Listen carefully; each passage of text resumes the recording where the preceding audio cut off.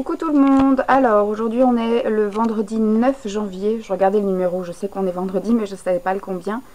Donc je reviens pour un petit blabla. Voilà, Dolly, dès que je dis bonjour, elle lève la tête pour voir s'il y a quelqu'un. Elle comprend pas encore le fait que je parle à personne. Voilà. Qu'est-ce que je voulais vous dire? Oui, alors c'est une journée un peu spéciale, entre guillemets, hein, bien sûr. Je voulais revenir sur... un petit peu comme tout le monde, voilà, sur l'attentat qu'il y a eu mercredi. Ça m'a... Enfin, je vais pas dire que ça m'a pas fait grand chose au début. Quand ma mère m'a dit il y a eu un attentat à Paris, enfin au siège du journal Charlie Hebdo, tout ça, ils avaient déjà eu un incendie, ils sont menacés tous les jours, etc. Moi je pensais que c'était quelque chose d'isolé. Alors, évidemment, mais je répondrai pas parce que ce numéro-là personne le connaît, c'est que des démarchages. Oui, et donc du coup, moi je pensais que c'était quelque chose d'isolé, que c'était un attentat visé uniquement sur ça, pas du tout un attentat terroriste ou un truc comme ça. Après, c'est vrai que le soir, donc c'est vrai que ça m'a pas travaillé du tout hein, dans la journée. C'était un peu comme une attaque isolée, comme bah voilà, comme des petits voyous qui auraient été attaqués à le bijoutier du coin ou le tabac du coin, etc. Donc c'est sûr que ça fait chier hein, d'avoir tout le temps des gens qui attaquent des personnes innocentes, etc. Mais voilà, ça m'a pas plus travaillé que ça dans la journée. Et donc après, le soir, je suis rentrée, le mercredi soir, j'ai regardé les informations. Moi, je regarde surtout la 6 en fait, puisque c'est des infos qui durent pas longtemps et qui sont assez concises, directes, etc. Parce que des fois, de regarder des informations type TF1 ou la 2, certes, ça dure 35 à 40 minutes, mais des fois, il y a plein de blabla, comme le cultivateur de champignons, je sais pas, de la marne ou des trucs comme ça. Donc des fois, il y a des reportages un peu quelconques qui sont juste là pour divertir. Alors qu'M6, effectivement, ils font en 15-20 minutes, mais c'est du direct, voilà, on va direct au but, on donne des vraies informations et de temps en temps, quand ils n'ont pas grand chose à dire, ils parlent de films ou de trucs comme ça. Là, c'était une édition spéciale qui a duré un petit peu plus longtemps que 15-20 minutes. Et donc, j'ai vu des images qui m'ont choquée, comme quand ils sont intervenus, qu'ils ont gueulé la Wagba, machin truc. Donc là vraiment c'était vraiment plus un attentat, une attaque personnelle ou un truc comme ça, c'était vraiment quelque chose qui visait, c'était un attentat terroriste au nom des gens qui se cachaient derrière une religion. Et après, ce qui m'a choqué, c'était aussi l'image du policier. Ils ont blessé un policier à la jambe, donc le policier effectivement est tombé à terre et ils sont arrivés vers le policier, ils l'ont exécuté froidement d'une balle dans la tête. Donc ça, c'était aussi très choquant. Et ce qui m'a aussi choqué, c'est que du coup, dans les morts, il y avait un mort que je connaissais, que tout le monde connaît, hein, c'était Cabu. Mais moi, je le connais surtout à l'époque où il était avec Dorothée. Hein. Moi, je suis de la génération Dorothée. Dorothée m'a accompagnée toute mon enfance et une partie de mon adolescence. Et Cabu faisait des dessins chez Dorothée. C'est lui qui avait dessiné Dorothée avec son nez pointu. Donc Cabu, voilà, c'était aussi un personnage de mon enfance. C'était quelqu'un qui nous a un petit peu aussi appris la vie, appris un peu la dérision et le fait qu'on pouvait s'exprimer en écrivant, voilà, la liberté d'expression par l'écrit, par le dessin, voilà, un petit peu, on est libre. Et là, du coup, c'est vrai que ça m'a un peu choquée. Voilà, ça m'a un peu travaillé. Le lendemain, à l'institut, enfin dans le magasin, etc., on a fait notre minute de silence. La coiffeuse avait des clients dans le magasin, il n'y avait pas de clients, moi j'avais pas de cliente à midi, mais la coiffeuse avait une cliente et en fait elle a coupé son sèche-cheveux et tout le monde s'est tu. La pauvre cliente avec la pince dans les cheveux, tout ça, s'est tu. Voilà, donc on a fait notre minute de silence, on a pensé à eux, on a parlé d'eux. Et on a vu après, effectivement, parce que c'est vrai qu'on est un peu isolé du monde, on n'écoute pas la radio et tout, mais je vérifie que ça filme bien. Ouais, ça filme bien, que je parle pas de choses comme ça dans le vide, j'aurais pas envie de recommencer. Et donc du coup, on suit un petit peu les actualités via le seul ordinateur qu'il y a dans le magasin, où elle va un petit peu sur Facebook, etc. Et donc elle a vu qu'il y avait une autre fusillade qui s'était produite le matin à Montrouge.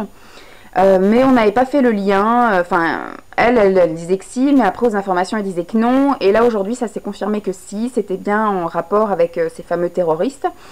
Donc voilà, ça continuait. Le soir je suis rentrée chez moi, donc le jeudi soir, Et donc les terroristes étaient en traque là dans l'Oise. Il faut savoir que moi je suis dans le nord de la Seine-et-Marne, donc juste à côté de l'Oise.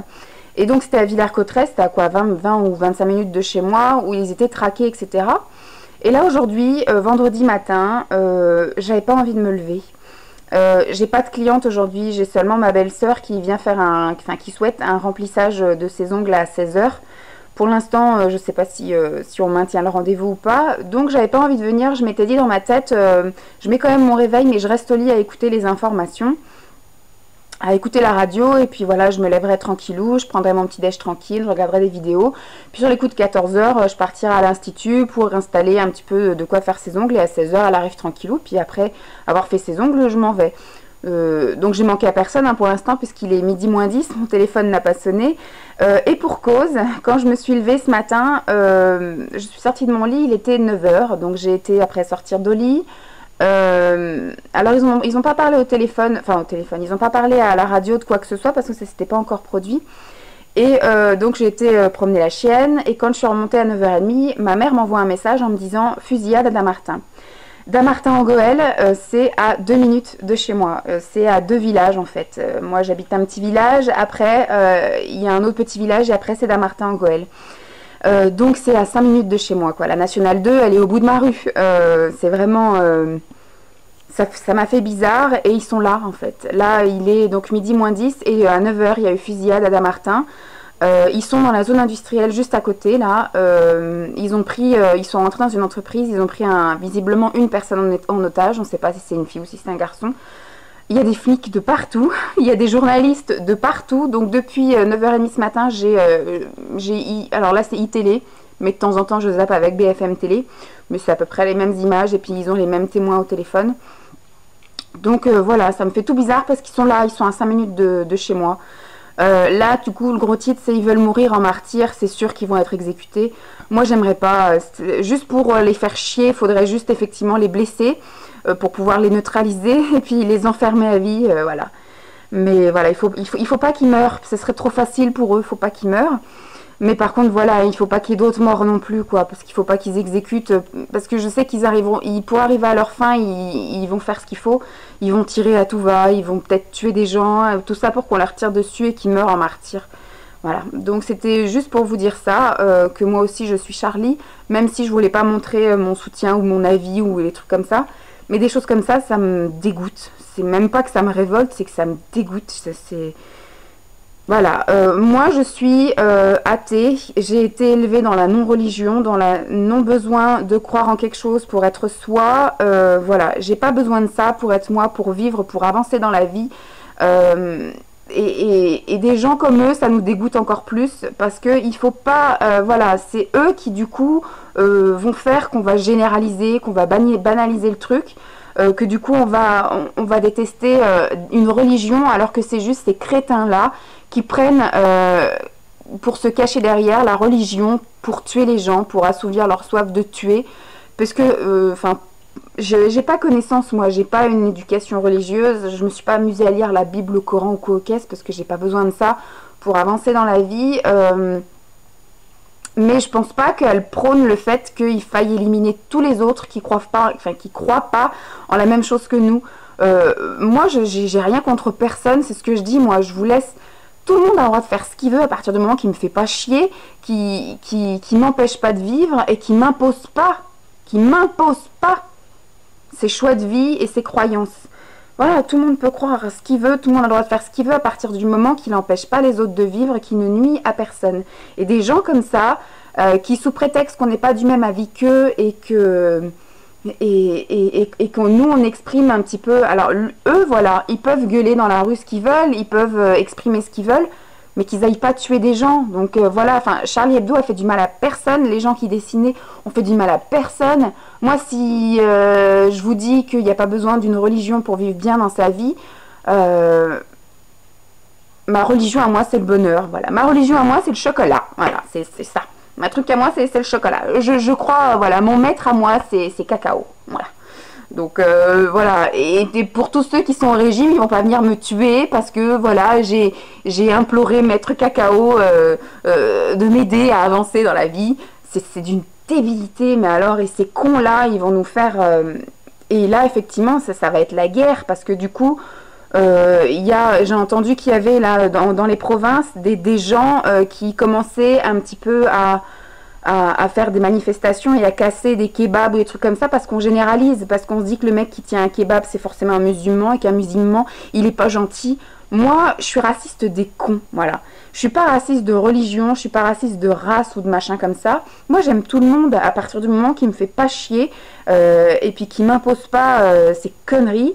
Voilà, donc moi je suis raciste des cons. Moi. Donc si tu me fais chier, je t'aime pas, puis c'est tout. Voilà, c'est tout ce que j'avais à dire là-dessus. Sur ce, bah voilà, je vous apparais encore mal apprêté. Mais voilà, j'avais pas envie de me lever aujourd'hui. Je pense que c'était un signe. Et je pense que j'ai pas envie de sortir de chez moi aujourd'hui. Voilà, je vais rester bloquée devant cette télé où on voit des images de merde. Et je suis sûre qu'ils vont mourir avant la fin de la journée. Mais ce sera un beau gâchis. Beau gâchis. Voilà, c'est tout ce que j'ai à vous dire. Bye!